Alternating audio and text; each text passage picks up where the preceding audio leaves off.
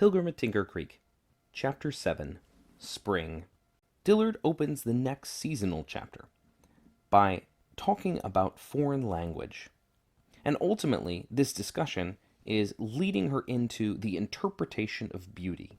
She talks about her childish misconception that all languages were just codes for English. She connects that to birdsong. As she listens to all the beautiful songs of birds, she talks about the impossibility of understanding what each birdsong means.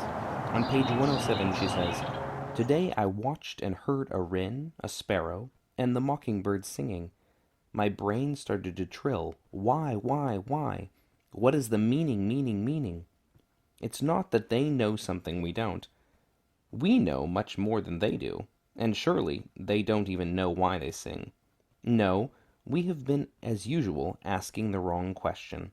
It does not matter a hoot what the mockingbird on the chimney is singing. If the mockingbird were chirping to give us a long-sought formulae for a unified field theory, the point would be only slightly less irrelevant. The real and proper question is, why is it beautiful?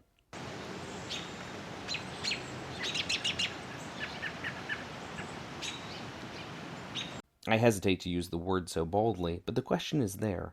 The question is there since I take it as given, as I have said, that beauty is something objectively performed, the tree that falls in the forest, having been externally stumbled across or missed, as real and present as both sides of the moon. And so she's going to try to find that key to beauty.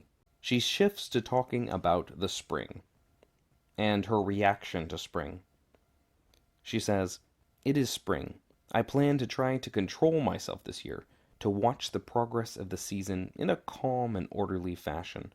In spring, I am prone to wretched excess." When we looked at the winter chapter, we saw that she took a seasonal image and turned it on its head. Winter was quite the opposite of what we would normally expect of winter. Her take on spring is a bit more mainstream in the sense that it is all about vitality and life, something that we normally associate with spring. And yet by the end of this chapter, she begins to take a shift, one that's going to lead us into the conclusion of the Via Positiva section. She examines with wonder and awe the natural world around her. The woods, the flowers, the newts, the salamanders, taking special wonder in the trees. She notes on page 113, "Every year, a given tree creates absolutely from scratch 99% of its living parts. Water lifting up tree trunks can climb 150 feet an hour. In full summer, a tree can, and does, heave a ton of water a day. A big elm in a single season might make as many as 6 million leaves. Wholly intricate, without budging an inch. I couldn't make one." She even mentions how John Cowper Powys grants trees a kind of semi-consciousness. There's an awakeness to the world around her.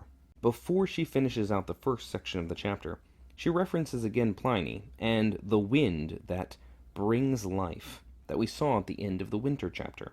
But as section 2 of the spring chapter begins, she sees that sometimes the spring is disruptive. She references the chaos of breaking ice flows. There's growth and change, but sometimes it's powerful and chaotic. Sometimes it's almost disturbing. And she spends most of the rest of the chapter at the duck pond, or observing the water of the duck pond. The duck pond is slowly filling with algae and detritus from the natural world, to the point that it will, sooner or later, become no more than a forest.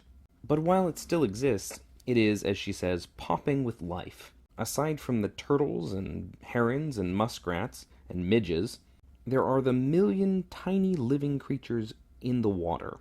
The wild horsehair worm, or, upon closer inspection, a million microscopic organisms. She reminds us of things dying, the horse that becomes a landfill, and there's even a semi-reference to the original frog in chapter 1. But as she steps by the frog in this chapter, it pauses for a moment and then jumps. It's alive, and so it surprises us with new perspective, life and chaos. In the final portion of this chapter, Dillard looks through her microscope at the pond water and sees all the tiny lives inside. She describes her continual surprise at all of their shapes and forms, and how they seem to jump out at her sometimes. It's almost disturbing. She even says on page 122, "I don't really look forward to these microscopic forays. I have almost been knocked off my kitchen chair on several occasions when, as I was following with strained eyes the tiny career of a monostyla rotifer, an enormous red roundworm whipped into the scene, blocking everything, and writhing in huge flapping convulsions that seemed to sweep my face and fill the kitchen. I do it as a moral exercise. The microscope at my forehead is a kind of phylactery, a constant reminder of the facts of creation that I would just as soon forget." The phylactery is a box worn by Orthodox Jews on their hand or forehead, containing scripture, reminding them of who and what they are. And so Dillard uses the microscope in the same way. She says a moment later, "These are real creatures with real organs, leading real lives one by one. I can't pretend they're not there. If I have life, sense, energy, will, so does a rotifer. The monostyla goes to the dark spot on the bowl. To which circle am I heading? I can move around right smartly in a calm, but in a real wind, in a change of weather, in a riptide, am I really moving, or am I milling around? I was created from a clot and set in proud, free motion. So were they." Notice how she uses ideas she's already explored here, those ideas of the fixed, where she feels as though perhaps she is trapped in a kind of pattern that she can't escape. But also at the same time, she's reminding us of Pliny's wind and the idea of being created life.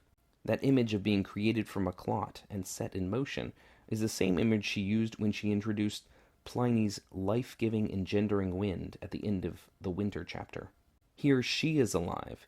Here these tiny things that she has to look in the eye are alive. Much like the insect world in the fixed chapter. And although this vision frightens her, she has to take it into account as she's trying to understand the universe. She concludes the chapter by saying, "Somewhere, and I can't find where, I read about an Eskimo hunter who asked the local missionary priest, 'If I did not know about God and sin, would I go to hell?' 'No,' said the priest, 'not if you did not know.' 'Then why,' asked the Eskimo earnestly, 'did you tell me?' 'If I did not know about rotifers and paramecia, and the whole bloom of plankton clogging the dying pond, fine, but since I've seen it, I must somehow deal with it, take it into account. Never lose a holy curiosity,' Einstein said, and so I lift my microscope down from the shelf, spread a drop of duck pond on a glass slide, and try to look spring in the eye." This narrowing focus through the end of the spring chapter is also setting her up for her final chapter in the Via Positiva section, the chapter Intricacy, in which she looks at things with infinite intricacy. It's also worth noting the many images she uses and stories she uses about Eskimos in this chapter, and all throughout the book. In her afterward, she describes being asked that question in an interview, and she says that the spare Arctic landscape suggested the soul's emptying itself in readiness for the incursions of the divine. That sounds very much like the kind of opening up for the present, or perhaps the stripping away that we're going to see in the Via Negativa portion. Thanks for watching, and I'll see you next time.